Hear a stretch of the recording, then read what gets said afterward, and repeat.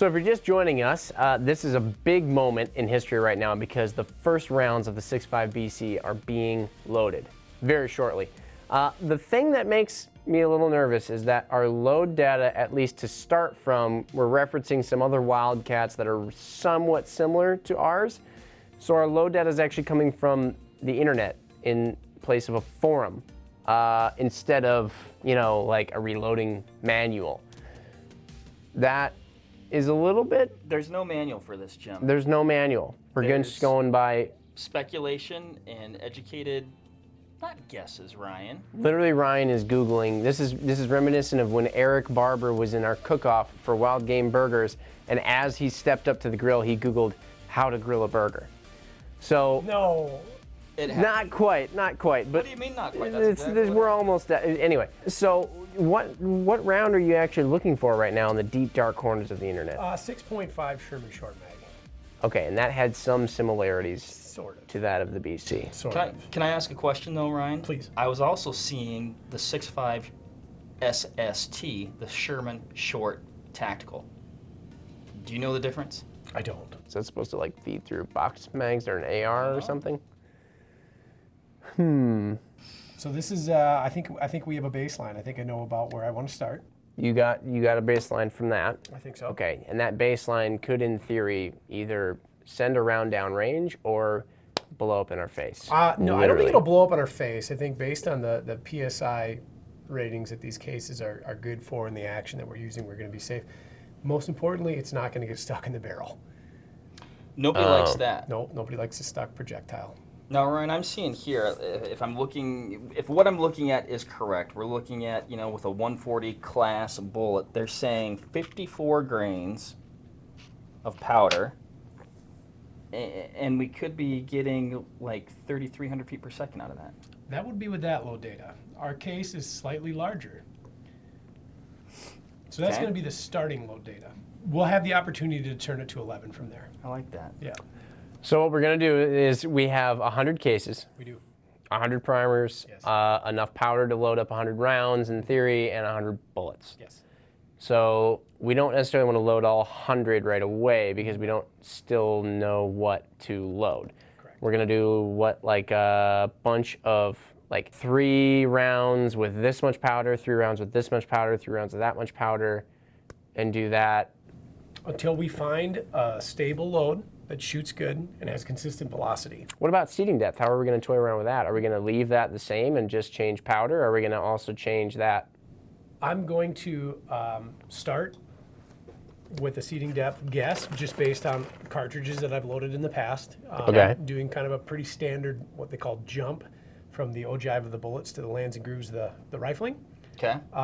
And we will go from there. This is very much a process of discovery for this initial bit.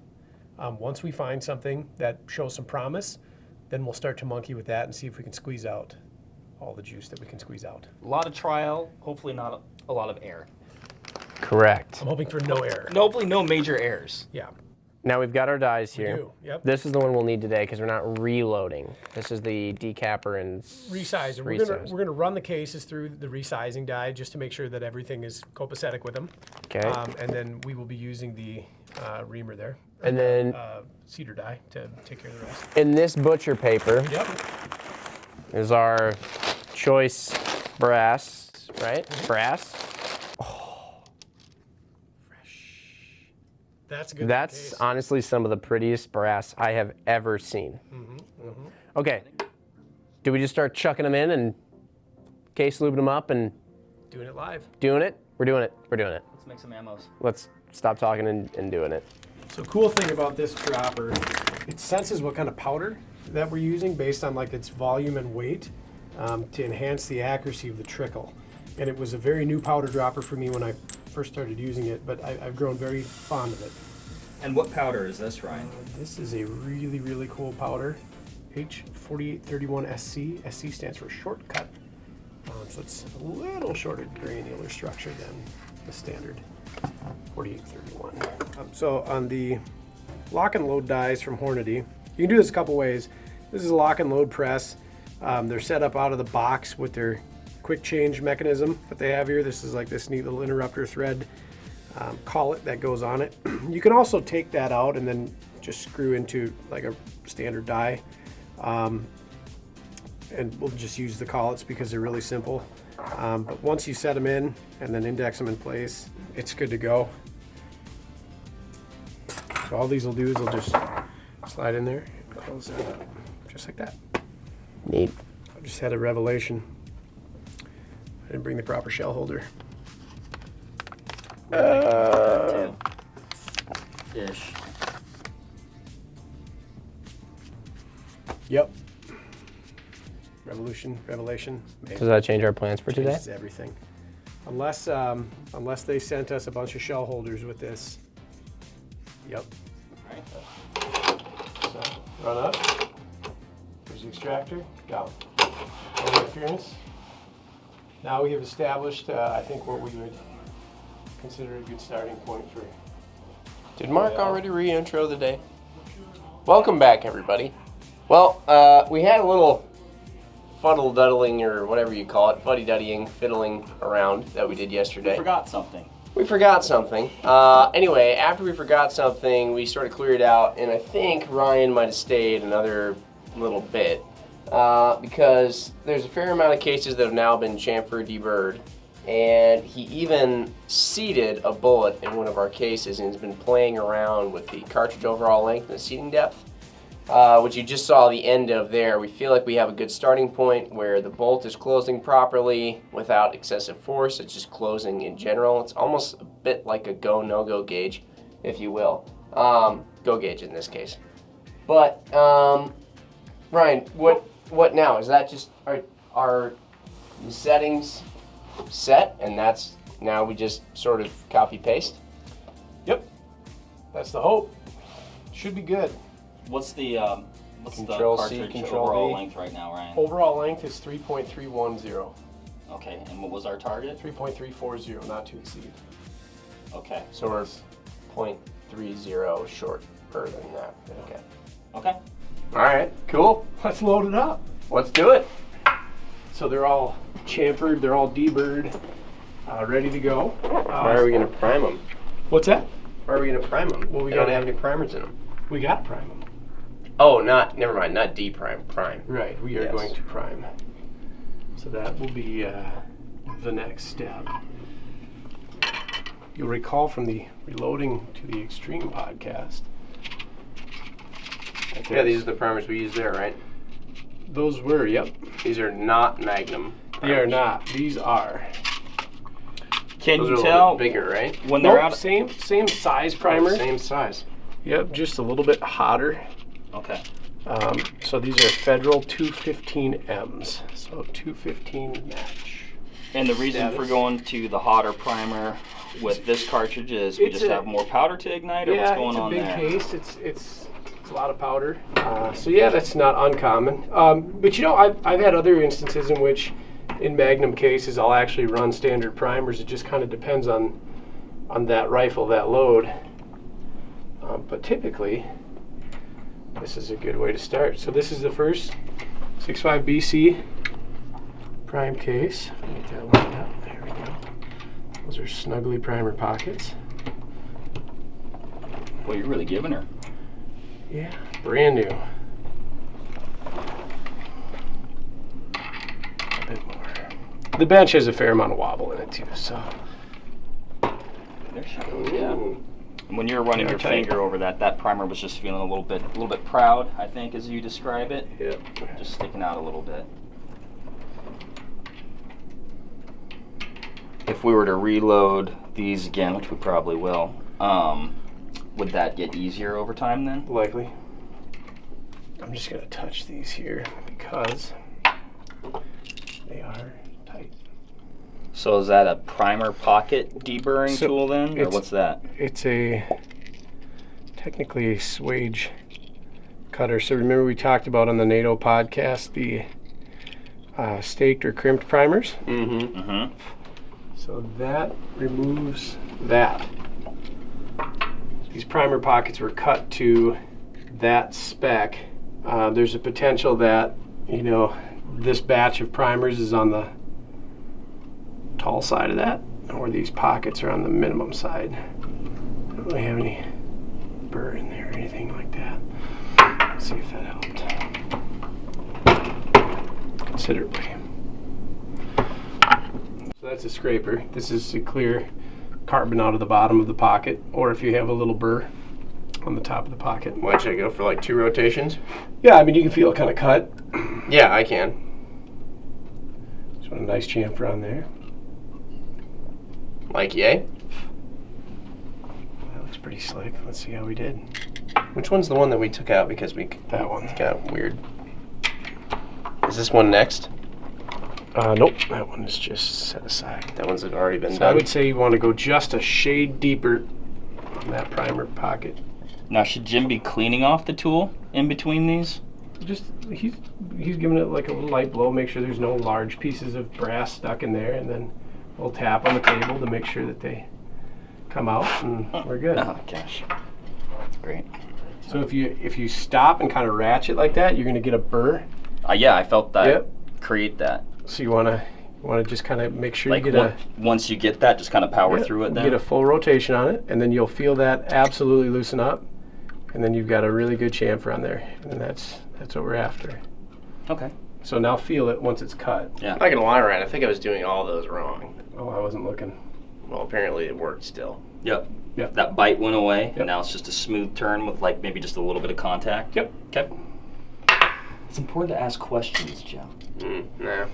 You're kind of a DIY, figure it out, You're bring kinda- something. You're kind of a do first, ask questions later. Yeah. A little bit more chamfer on those, Mark. Okay. You're doing I terrific. feel like we can always remove material. We can't put it back. Well, once you Welding- start sticking a primer in, then you can't remove material anymore. The primer's in there. We can knock it out. You can not, yeah. Yeah. Just get after it, Mark. Just bores a hole. Just a giant primer-sized hole That's through the. probably good. Also the same size. There you go. 300 Win Mag. Milk and honey. Okay. Mm-hmm. There we go. So we've got a few extras. We'll come back and we'll dress those later. We will knock those primers out and give a little bit more of a chamfer. But that's it. Those are the first 5, 10, 15, 20, 25, 30 primed 6.5 BC cases. So my intention with this is to start at a grain weight of powder and in half grain increments go up, and then we can see what the data looks like from the chronograph or from the accuracy results, and then tweak from there. So Makes sense. yeah, if out of the gate we find a load that shoots really good, and it hits a velocity number that we're after and it's consistent, we may just stay with it, or we'll run up that load ladder there and see what we think. And if right away we have pressure, then we'll just disassemble those rounds and we'll start over. Full Jim ahead. Yes. I think some people might have been insulted by that, but I am not. Is 54 what we're going for to start? Is that what it was? Is that what I heard? 55. Oh my gosh, would you look at those? Those are Accubons. Ryan, how does that funnel system work? Because there's just a bunch of powder all around the neck now. Yeah, I noticed that. We did not have that problem when we were loading the 6.5 Creedmoor. We did. Here. Oh wait, what's going on? This will get cut out of the video though. No, it's in there.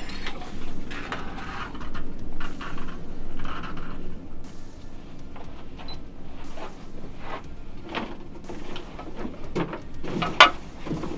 don't have any extra funnels in here? To my knowledge, no. It worked.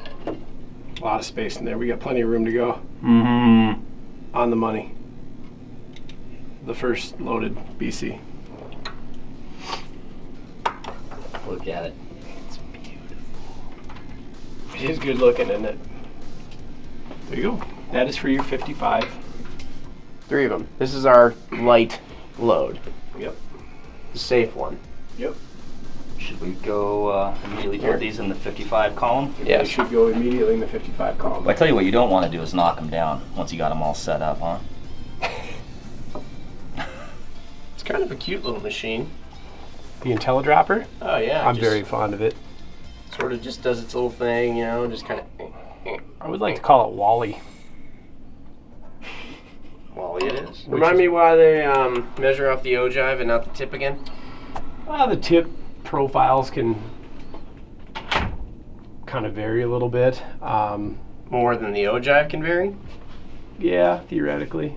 I mean, the ogive is going to be the first thing to contact the lands and grooves, because the tip will never see it, right? So if you can hold like a really good level of consistency of that measurement off the ogive, you have I think a higher degree of success potentially.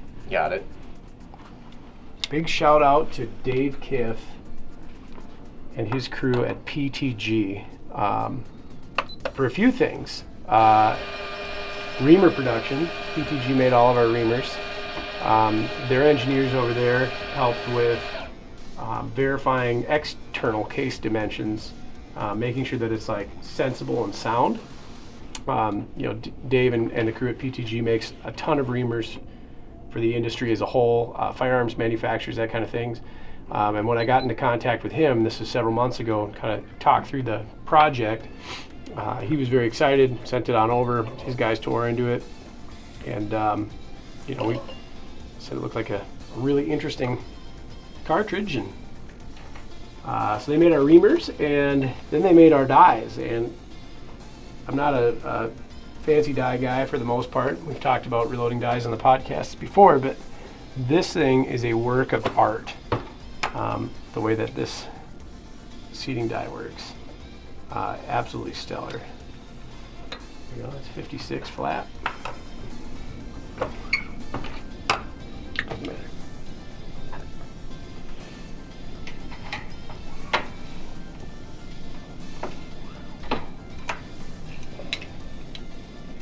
Now I am noticing, Ryan, and it could be completely normal and supposed to be happening the whole time, right? But like this is lifting up just a hair when you're doing that? There's a little bit of play in those. That's okay. Okay.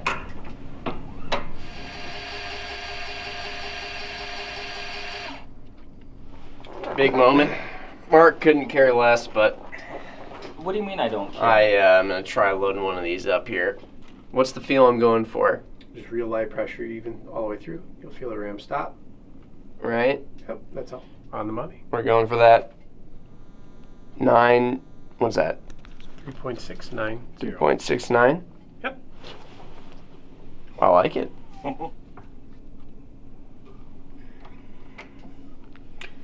Yeah, Mark's just over there on his phone while I'm trying to find us more bullets. I'm a little bit uneasy with some of the process I'm how over it's here gone thus far, and I feel like we sweat might. equity. We all have a different job, Jim. There's lots of different jobs in this reloading process. Not even reload, this loading process. And I'm here to ensure that we have enough components to finish what we're trying to do. I don't even know what that. How would we not have enough components? We have enough components. I'm worried we don't have enough components. How many times do you need to shoot at antelope? We have 100. That's an unknown. We have 100. That's we're gonna fire a few of these things before we go. And type in 5.8.5.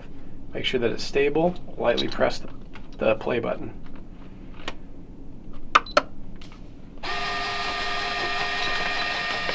So Ryan, now you're leaving us to our own devices here? Yes. Okay. Now I know we need more bullets. Now, in our first ever pod venture, Mark and I claimed that, we wouldn't reload again. Here we are. Not reloading, but we are loading ammunition. Some people took us a little seriously on that, and I would like to point out that we don't all out hate loading ammunition. I definitely don't mind loading ammunition. And in some cases, it's highly necessary. If you're wildcatting, for example, you're going to have to load your own ammunition. If you're going for extreme precision or any of these other things, or trying to shoot a lot of ammunition, and you want to spend not as much money as if you were going with the factory option and shooting that amount of ammo. Any number of reasons like that can be great reasons for loading, which we're not against. As far as if we're not shooting a 6.5 BC goes, though, if we're just shooting stuff where there's tons of factory ammunition already available, that's where it comes into play, where you just kind of have to take into account your time. If you're into shooting and loading as your hobby, that's your thing, that's how you want to choose to spend your free time, then by all means, load to your heart's desire. Load, load, load, load away. Go crazy on it. But if you got other stuff going on and shooting is more of your secondary or tertiary, that's a fancy way of saying third hobby, then maybe just go with the factory stuff if you're shooting something common like 308 or 6.5 Creedmoor. Straighten that out a bit. All right, we got a 59er here. Now, see, now we're at 1.5. I like that more. Bingo. All right, there's our first 59er. When it comes to reloading, what? Did you say I'm the water boy? You'll remember nothing. Well, I'm gonna get some water. So. Hey, water boy. That one seems like it did good, yeah. There.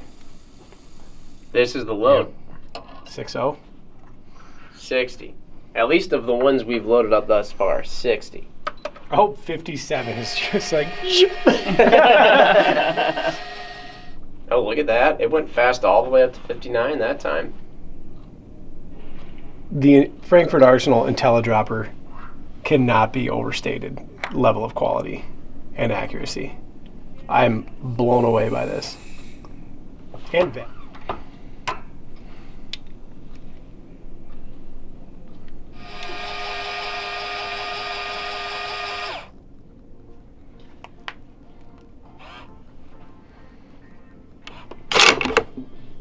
Ooh. Is that a loaded one? No. No problem. Cool. There's Cooper standing right there. He backs up a little bit. Because that'll help. Seems to be going in just fine. Reads well.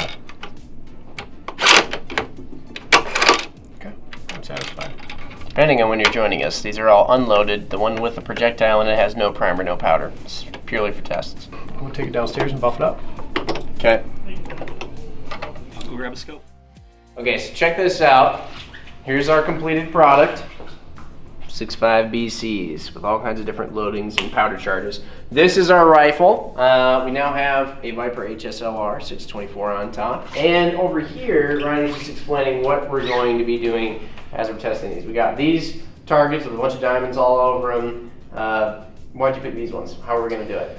Because we have limited ammunition and limited time, we're going to bore sight the rifle and we're going to fire one round and we're going to establish the first group tested. I'm then going to zero to that group and then we will go up the load ladder and figure out, you know, whether we've got something exceptional or something abysmal. With particular loads, we're going to record the velocities. We're going to take note of any pressure signs, bolt swipe, anything like that, and see what this thing is capable of here at the entry level on the load data so far. So I still think there's more room to go with the cartridge. Right now we want to see where it can start. All this was just a week before we got to use it on the hunt? Yes. Pretty standard. Yeah, that sounds about right. That's kind of how we roll around here. Oh, Garrett did us a square ass rifle, man.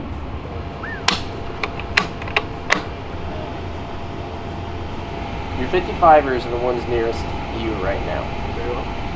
They all, of course, say 55 on it. Yes. That's what you're going for at first, right? We already know that's not going to be the one. We already know 60 is probably going to be the one.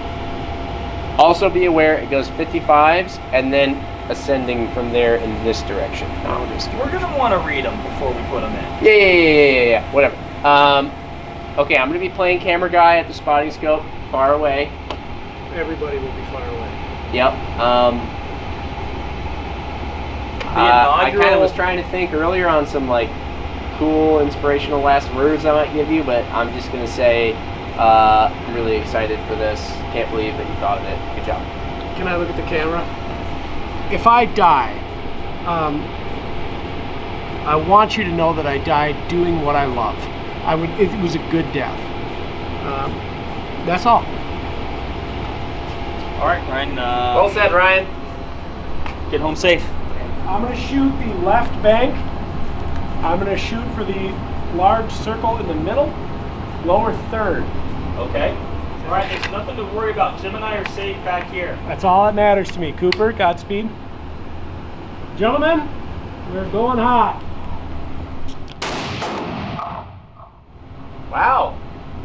That was remarkably not very dramatic watching you behind the gun. It was very low velocity. What'd she clock at? 27.13. Oh, goodness. Huh. Where's my impact? Low and left. Okay, I got it. Well, that's a heck of a bore sight, though. Round 2 coming up. Yep.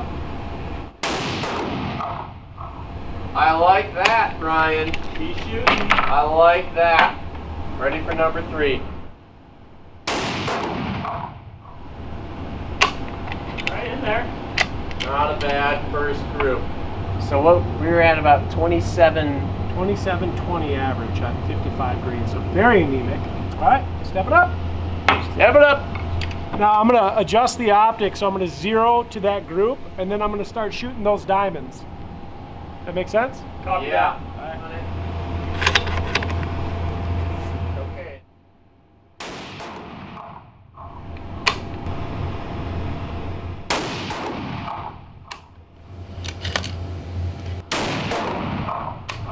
You're right in there, Ryan.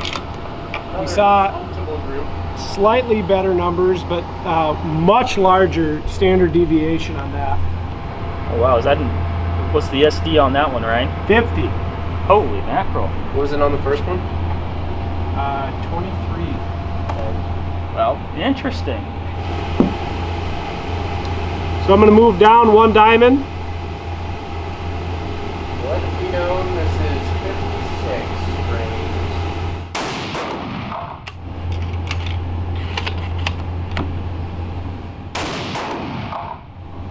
Much different recoil impulse at 56. Snappier? Just faster. Okay.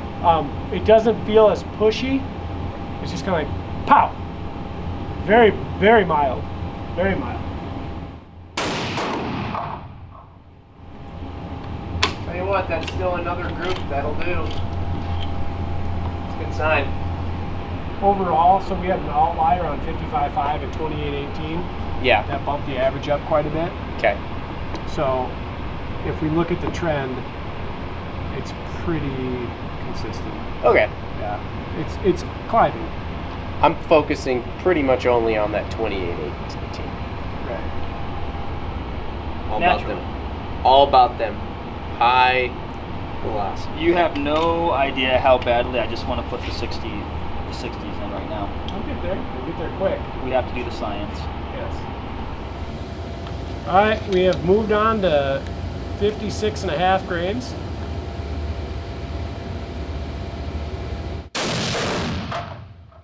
That one will do. Indeed it will.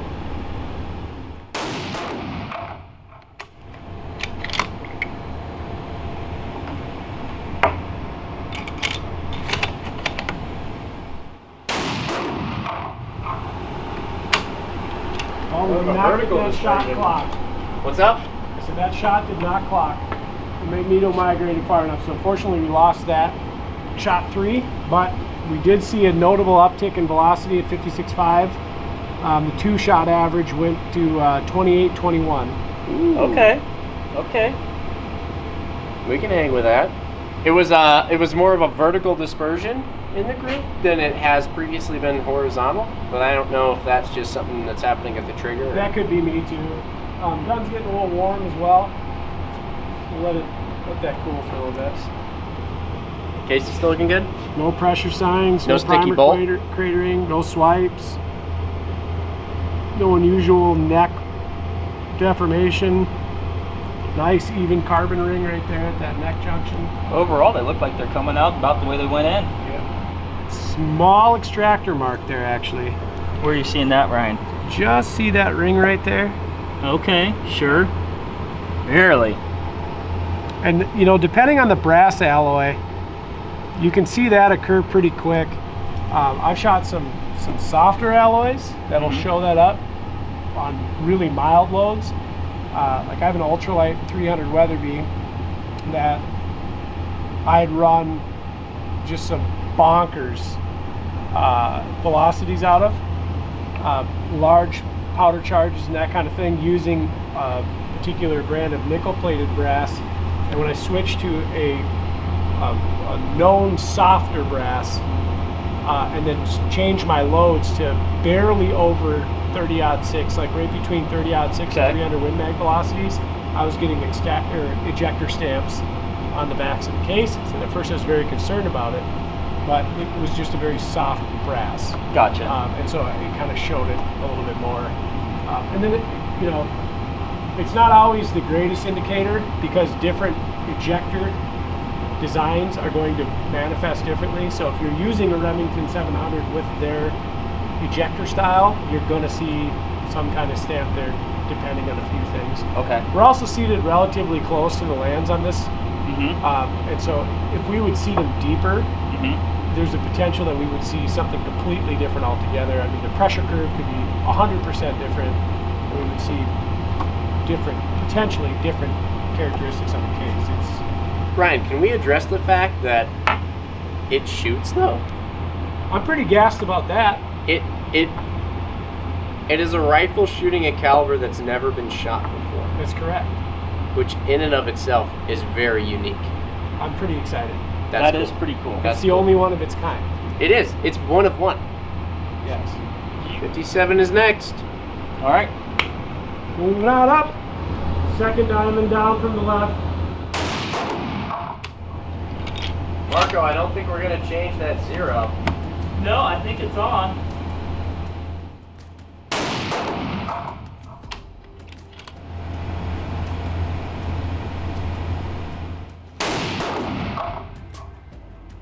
Cool.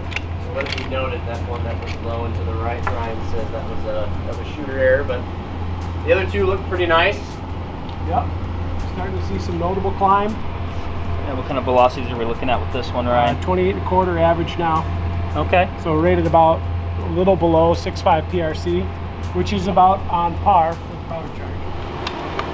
All right, going down one diamond, right column. Well, it's a little snappier now. Yep, definitely feel that. I'm not getting any excessive bolt lift or anything like that. No stickiness. No. I'm liking this group. Oh dear.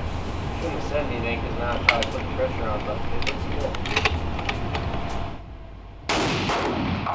Oh. Ryan, you just shot sub quarter MOA, I'm quite certain. The center of the target is not there anymore.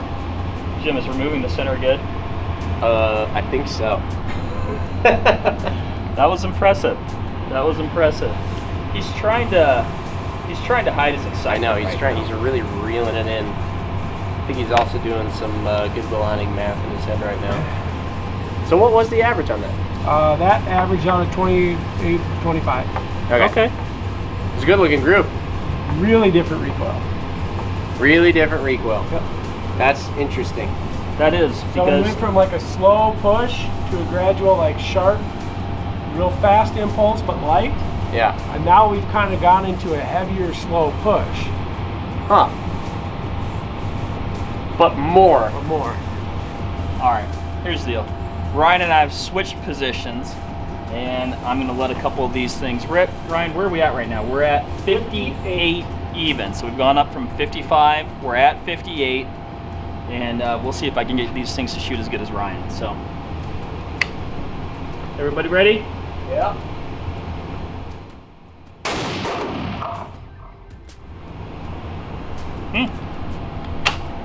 That doesn't look very good.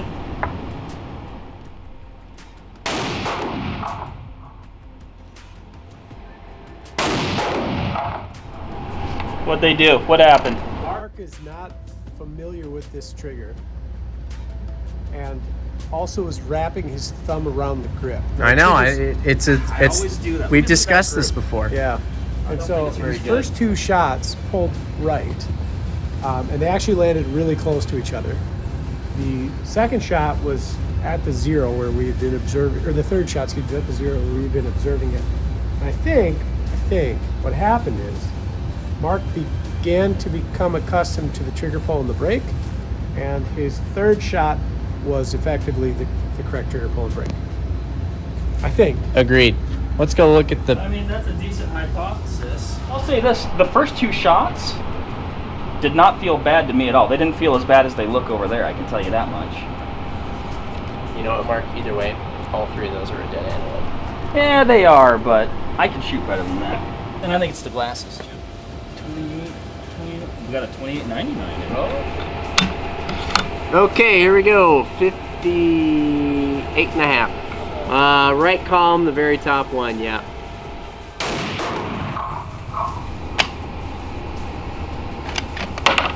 Okay. That one's off. It's because, oops, that was a little bit of meat. So you're dead center on the far right target. Good shot. And then I just shot the middle one. I pulled a mark, of all things. Did I just finish out my hat trick here and shoot the third target? I would. All right, well, why not? We'll just, Might as well. might as well.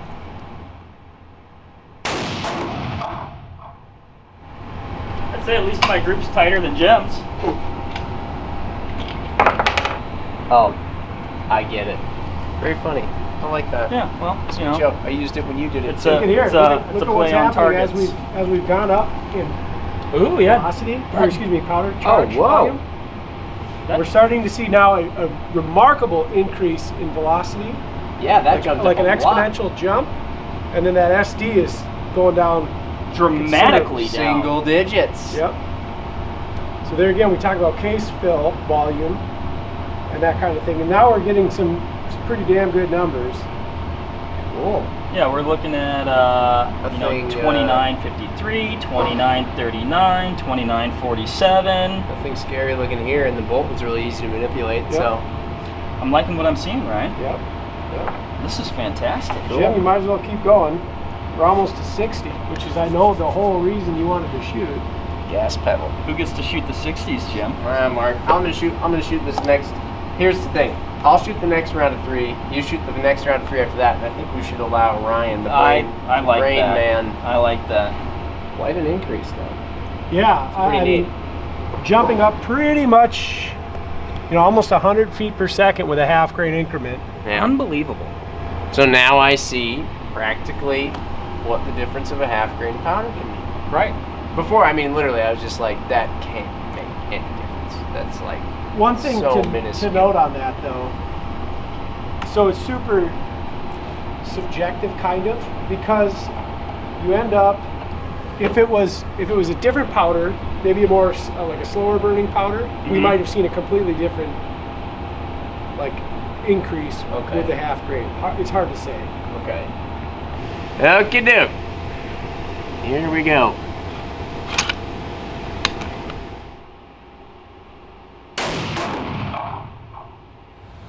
That was 100% me. Perfect left, right, just same elevation. Yeah. You know, obviously we're shooting a lot of different loads here, right? When you change loads, any bull or cartridge, whatever, you're gonna have a different point of impact. With the increase in velocity, that's kind of like, I guess, the thing that I'd see that's changed here. Are your bolts gonna impact higher? It depends. So when we talk about nodal frequency, like how a barrel reverberates, Okay. so depending on where that barrel is in its whip, will have an impact on where your POI is, high or low or Okay. centered. Gotcha. And that's a level of science above my comprehension. Right. So typically a faster load, like if we just think about it in raw trajectory, will shoot lower. Right, because I guess it's going. Correct. But we wait. also have to take into consideration. Yeah, I mean that's. So think about, like we've done this before with your 6.5, or not your 6.5, your 300. Right. Switching between like 180s and 165. Sure. 165s being remarkably faster, generally shoot a lower POI. Okay. Okay, sitting back down, gonna jump on the gun. We've got the 59.5s, like we talked about earlier. Gonna let these guys rip down range before Ryan does the honors with the 60s to cap us off. But hopefully we'll continue to see that jump in velocity and hopefully gonna break jump in 3 on accuracy this from one. my last shots. 59.5 is gonna break 3. I like the confidence. What do you think, Ryan? 59.5 will break 3. I'm surprised at how slow it was. I would have lost that bet. But, you know, now that I think about it, big case, not a super slow burning powder, probably, you know, pretty low pressure. Okay. Everybody ready? Yeah.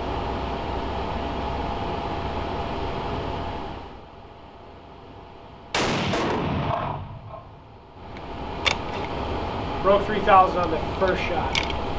Woo.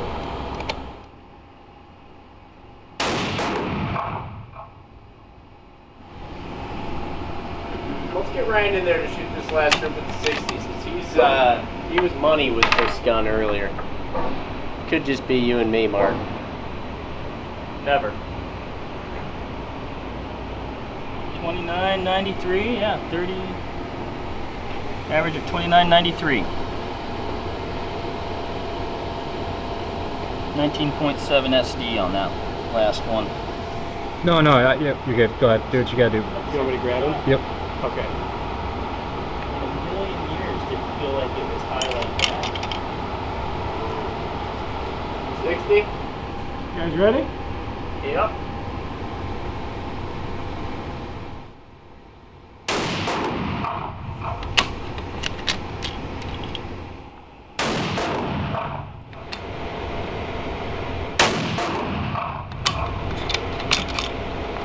Solid group. They're all over 3, Jim. Average over 3. 6.5 SD, What was the average then? 3014. 3014. In the 3000s. That's where we want to be. That's pretty cool. Okay, so Alright, final thoughts. from here, Well, for now, final thoughts. I think that our theory earlier is kind of proving true. Big voluminous case, relatively low powder charge, pretty wild SDs on there. And as we increase that powder volume, we're getting remarkably better velocities. We're kind of flattening out now. We've kind of hit an interesting little plateau of velocity, but our SDs have shrunk to like nothing. Accuracy is maintained pretty much throughout with the loads. I mean, it's the best group is going to be sub half minute. I would say overall average is probably around a minute. Now, a few things. We've got a magneto speed hook to the gun. You know, the cheek weld isn't ideal. We need to add a cheek piece to the rig, and it's virgin brass. And we just guessed at the C2 depth, so there could be something remarkable that occurs there when we monkey with the C2 depth. But I think our theory in case design, with respect to powder, both selection and charge weight is proving true. We're definitely cutting down that SD value exponentially as we are going up in powder exponentially. So I think now what we'll do is we'll look at 60 as a baseline, and then we're going to go up in single grain increments until we'll say probably 63, and then we can go up in half grain increments from there so that we don't approach pressure and potentially dangerous situation. You think you're going to monkey with all that still before we try and go on our hunt, or you think you want to stick at 60 for the hunt? Well, we can do a few things. We have 100 total. We just went through 30. Yep. So we can do a few things. More room to monkey. At 57 though, we didn't have a great SD. Not that it was terrible. I mean, for like hunting standards, it was more than fine. Velocity was okay. It was like a 6.5 Creedmoor warm, pushing a heavier 6.5 projectile. So you've got a safety there. You know, maybe you stick with that, or we monkey around more at 60. We picked up almost 200 feet per second on average going to 60. And that is definitely going to be beneficial downrange and in the wind, of course.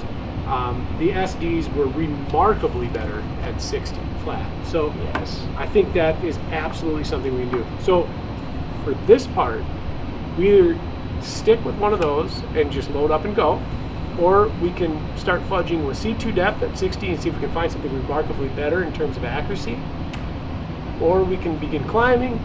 Kind of up to you, really. Fascinating, no less. Very exciting. Very much so. Yes. I mean, what would you do? Well, considering the time crunch, and we would have, you know, if we wanted to load 30 rounds up for the hunt, it would take us, you know, a day to get that done with brass prep and all that stuff. So it's a good, safe spot to stay. There's nothing wrong. You with just the shot velocities. sub MOA at an average of over 3,000 feet per second. Right. That's an antelope cartridge. Very much so. I'm excited to see what happens when we do get up around 65 grains. Because it's going to be neat. Yes. And even too, if we start experimenting with other powders or Oh, there's. CTFs. I mean, we've not, but touched. I mean, there's still people What we can toying do with around this. with the 308 and loading it up Yeah. perfectly with the perfect projectile and powder and charge. And this is just I'm the impressed. beginning. I mean, this to me is impressive. It's pretty cool. 3,000 feet per second, essentially. And actually, 6.5 SD. What is this? What is that then Sub-MOA comparable to? accuracy. What's you said the it's 6.5 right in PRC? PRC, 6.5/6 Ackley territory, 6.5 284. Okay. It's all pretty standard with the powder charges. So right now we're really kind of clutch with that, and we have a lot of room to go. And we have a lot of room to go. Yeah, so we haven't we're really- adequate now. Oh yes. It's funny that our kind of, well, it'll do is up there with the cartridges you just mentioned. Yeah, It's you're starting. impressive. Yes. So at 60 grains, hanging out around high steppers like a 6506 AI or 65284 Ackley, that's a big feat. What do those look like in comparison to ours? Those other ones you mentioned, bigger, same size, smaller diameter bodies. So equivalent volumetric charges, anyways, but smaller case heads, smaller bodies. You know, it's going to be a higher pressure cartridge. I really wish we had a pressure test system here to figure out what we were bumping for PSI. It'd be interesting. Not that it matters, but it'd be interesting to know. What about the length of those other cartridges? Very similar. Okay. Yeah. So a little shorter on the probably case overall. Actually, no, they're probably right about in the same length. But again, the case potential Yeah, we have with a lot the of right room to go. with the right powder, especially. I think that this thing. I think basically it was like we took a Ferrari out on a test drive, and we did it in town. Yes. And when we get back from the adventure here, it's time to take it to the track and see what it can do. So it's pretty cool. It's pretty cool. Neat. Yes. All right, so I don't know when you guys are going to pick up in the video next, if there's going to be any more monkeying, or if you're just going to bing right into us in a vehicle going over to Wyoming. But we'll see you then.